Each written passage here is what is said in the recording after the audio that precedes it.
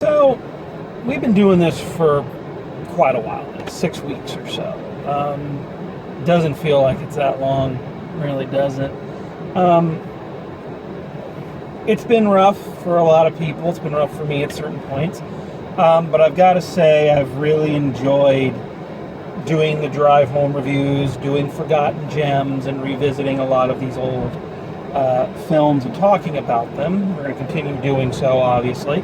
But what I find most interesting as I look back over the 20-some films I've done so far, it's just kind of the wide range of genres that I've been covering. We've gone through extreme comedies, we've done a romantic comedy, we've done several sports movies, a couple action films, some more ponderous films, and it kind of got me thinking just briefly about, why did I pick the movies I picked when I picked them? I know why I picked the movies that I've selected for this. They're Forgotten Gems, in my opinion.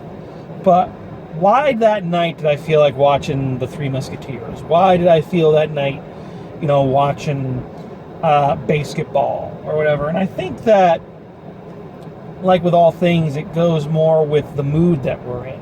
Why we like a movie or why we like a piece of art or a book or a song or something is because it hits something in us at the right time when we need it. It fulfills a gap,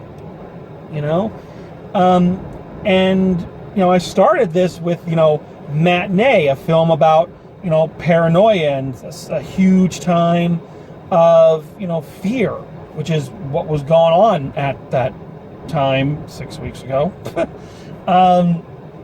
Sometimes you just need to laugh and you need things like Delirious and Basketball.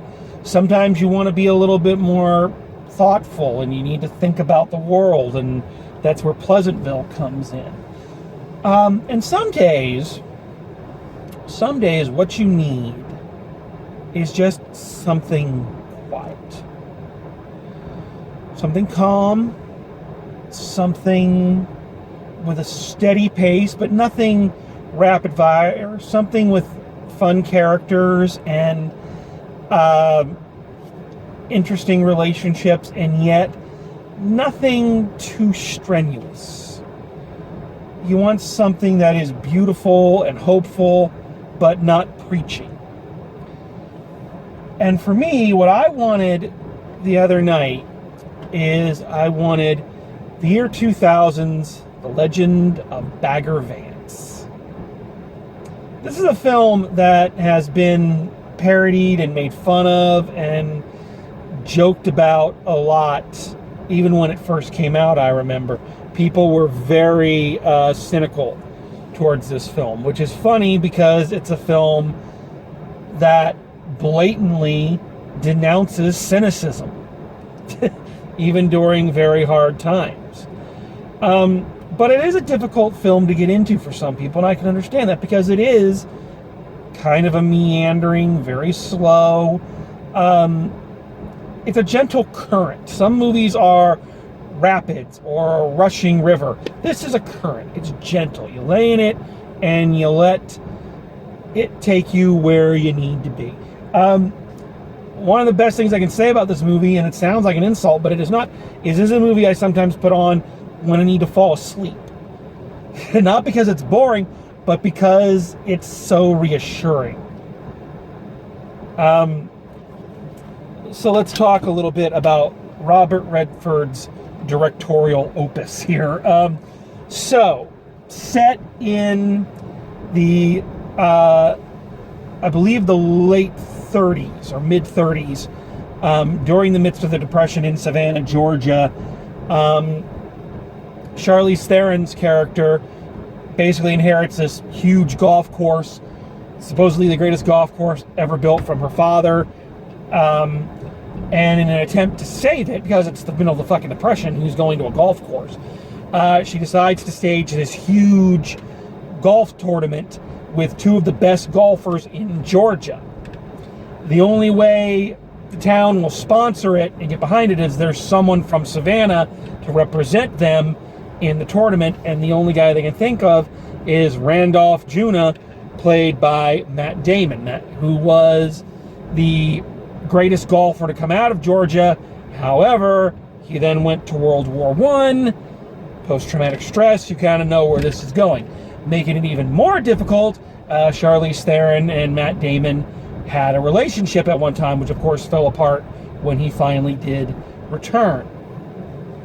So the town needs him to do it. He doesn't want to do it. And, you know, it's this whole thing until one night he meets, yes, his guardian angel. They never say it. They never say that he is in fact a guardian angel. It's implied very heavily. But his guardian angel, Bagger Vance, as played by Will Smith, comes sauntering into Jonah's life, agrees to be his caddy, and then proceeds to help Jonah find his smile. For all the Shawn Michaels fans in the audience. Now, just from the description, that sounds like a ridiculous thing. You know, it's a movie about golf, about a guardian angel caddy. And yeah, it does sound a bit silly. But I'm going to tell you, I love this movie. I love it very much. Why do I love this movie? Well, let's start with the basics. First of all, it is a beautiful movie. It is so gorgeous. The cinematography is first rate. Robert Redford, one of the things I've always found about his directing, and you know, we know this about him personally, he is an environmentalist. He is very passionate about nature and about nature. I don't know why I'm trying to find another word for it. And you really can feel that in his films. His films have a great respect for the outdoors. And a lot of the great shots in his films are just the shots of the outdoors, just being the outdoors. Scenes of clouds rolling in, scenes of, morning haze over, the golf field. What do you call it? And it's just so gorgeous. The film is so vibrant with color and life. And it's funny for a film set during the height of the Great Depression that this is a very beautiful movie. Like I say, the cinematography is fantastic. The costuming and the clothes are... I think the 30s and 40s were the most beautiful time for fashion. I'm not a fashion person. You can tell I'm a jeans and t-shirt and hoodie man. You know, the reviewing hat is the most fashion I get.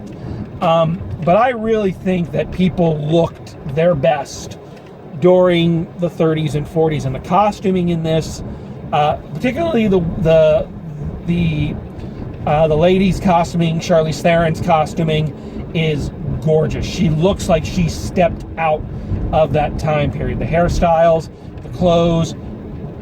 It is such a beautiful movie to look at. The guys too, even in the Will Smith and his, poor costume. He's never dolled up. He's never in a big suit or anything. He still looks really good. He pulls the look off. The hat, the vests. It's just a gorgeous movie to look at. Top to bottom. The plot is simple. A character needs to get his groove back. It's how fill in the blank got their groove back. How Matt Damon found his swing. How he found his perfect swing. But that's okay. Not every story needs to be complex. Not every story needs to be deeper or have things beyond kind of the surface level of subtext, which is an oxymoron, surface level of subtext. Sometimes you just need a basic concept to move you from point A to point B, and it does it very well. It also helps that this film populates itself with some of the best actors of their generation. We've already talked about Matt Damon on here. It's his second appearance on forgotten gems. First, we talked about him in The Rainmaker. And it's so funny the difference just a few years make. I talked about in the Rainmaker review how in 1997, early 1997, pre-Good Will Hunting 1997, Matt Damon filled his character in that film with a definite fear and a shakiness, which I think is, one, due to how good of an actor he is, and two, due to probably how he was really feeling. He was probably pulling from real emotion. Being a young kid in this, movie of superstars, directed by a superstar. It was probably very nerve-wracking. Probably very educational as well. However, this movie, Bagger Vance, is in 2000s. Matt Damon is not an up-and-comer anymore. He's an A-lister. And you can see it. There is confidence all on him in this. He is so sure of himself, so confident in his abilities as a performer to carry this movie emotionally. And he does an outstanding job with it. He carries the film. He's a powerful presence. He conveys vulnerability, ego,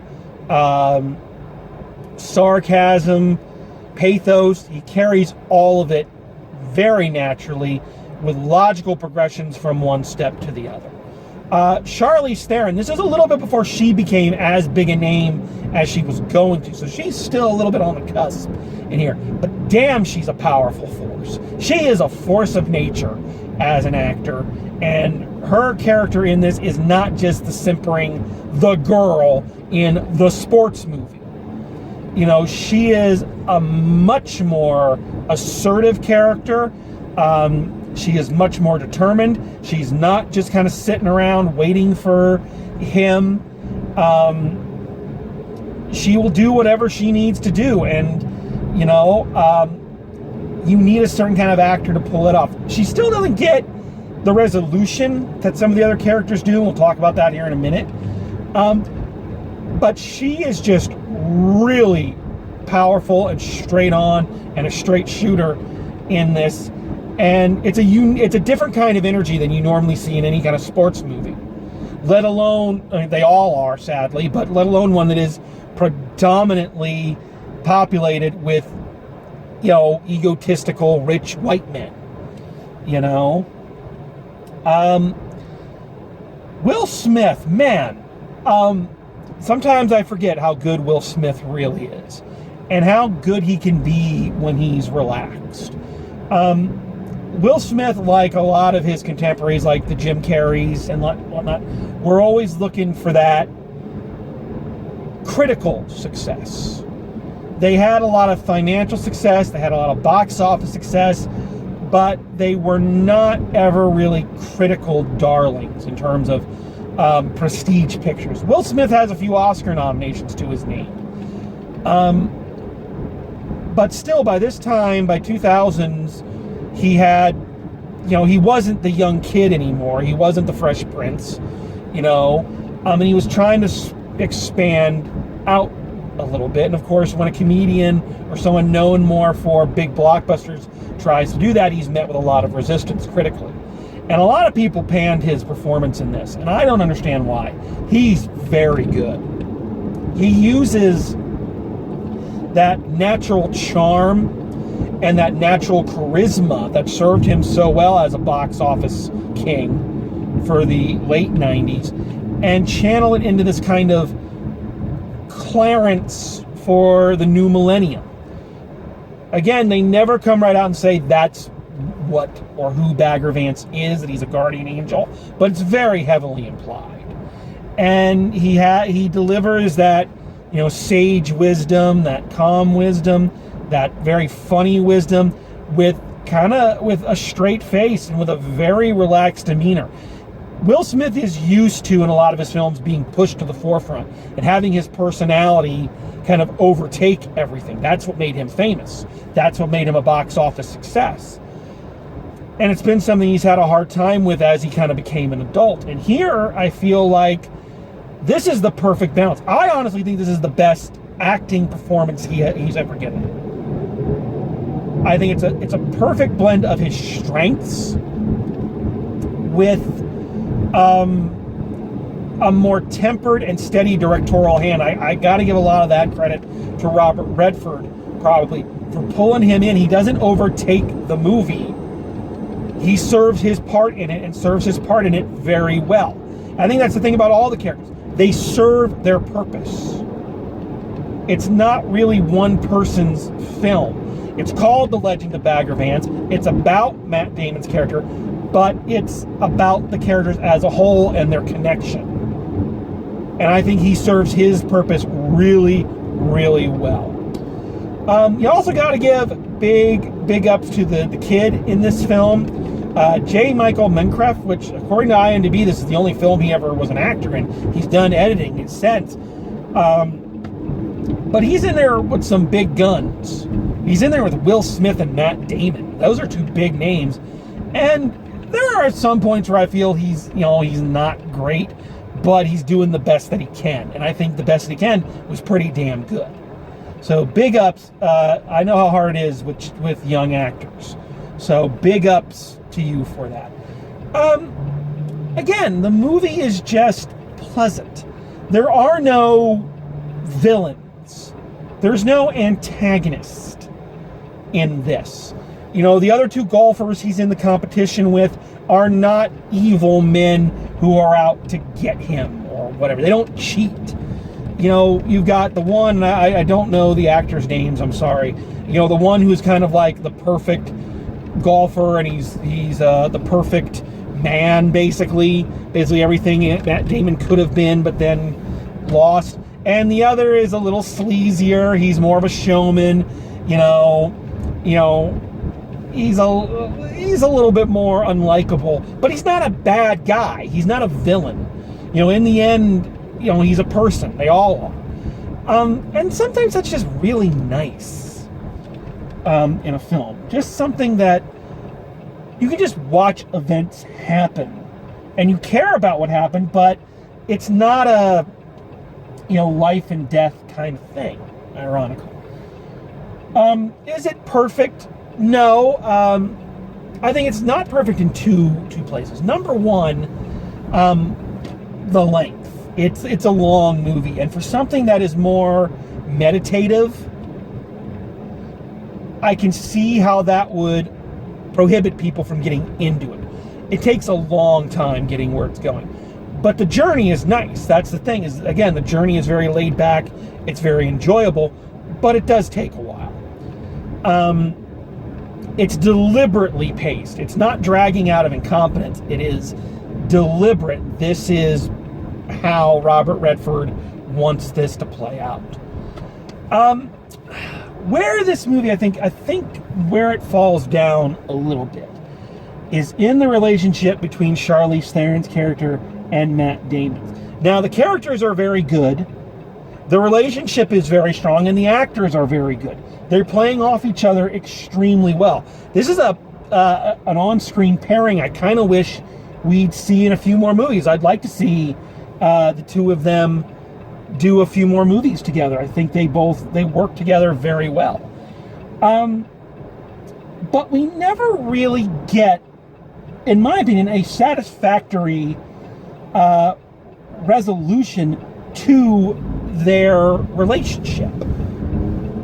They're estranged. She's mad at him. He's swimming in self-pity. He tries to get back with her. She bucks him off. She yells at him. She watches him play golf, and then at the end, she's with him. And I feel like there's a scene missing.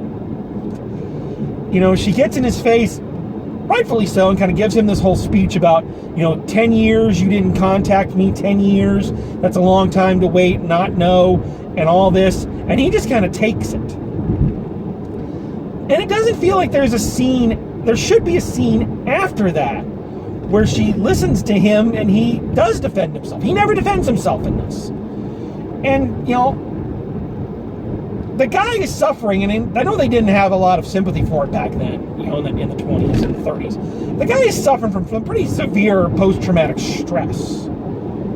You know, he's, you know, they say it in the introductions when they're introducing the golfers and they're listing everybody's stats and everything, and somehow they go into, you know, he was the lone survivor of his company where everybody else was cut down. It's like, you don't think that fucked with his head? You know, and I think they needed a scene, and I don't think they needed a scene where he gets in her face. I think they needed a scene where he breaks down with her. And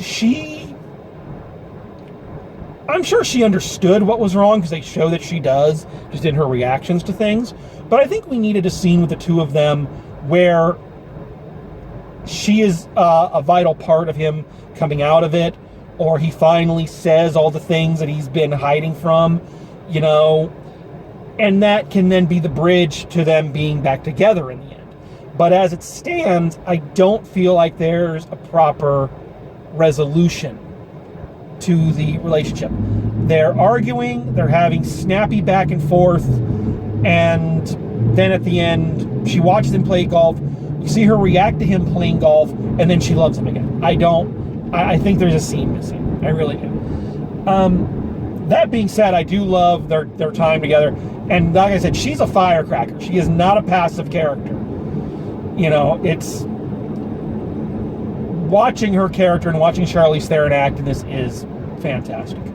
I also get a little tired of the golf is the greatest thing ever. Any sports movie is going to pull the whatever sport is the greatest metaphor for life, you know, card, and they're going to play it hard. You know, water polo is the sport that man invented because he had to master the water, and by therefore master nature, and therefore master himself, you know. So they do a lot of this with golf.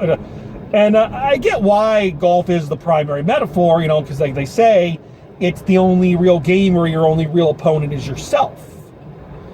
You know, so of course that goes into him finding himself and coming back out of the darkness and all that. But boy, there's just a lot of, you know, find your perfect swing, Jonah. Find all, and boy, it gets a little tiring.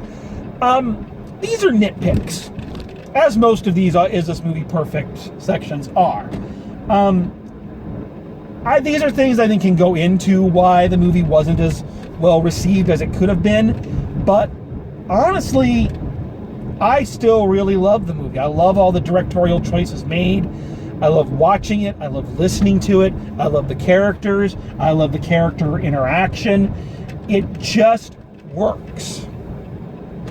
And I think if you can get past, I think this is what a lot of people had a problem with at the time, get past the Fresh Prince as Clarence for the 21st century, because I don't know why people were so shocked by that at the time. Actually, I can understand it. Never mind, you know. But, you know, it's not the weirdest thing to ever happen, but I think that's why a lot of folks had a problem with this movie and didn't get into it. And I think that's a real shame, because I think they robbed themselves of a really beautiful movie. Sometimes, especially during all this craziness, and there's so much shit and so much craziness right now, sometimes you just need something that lays back and says, man, things can be beautiful. Life can be beautiful, and even when things are ugly, we can find our way out of it and find the beauty. And this movie does that incredibly well. It's a movie I love, I needed. Maybe you need it right now too. So, if you've never had the pleasure, settle down, calm your nerves, calm your thoughts, and let the current take you where it needs to go. All right. I love bringing these to you. We got more to come. We're here for the duration, folks. We're going to keep on keeping on. So as I've said many a time before, keep calm and carry on. And as always, drive safe. And I will see you at the movies.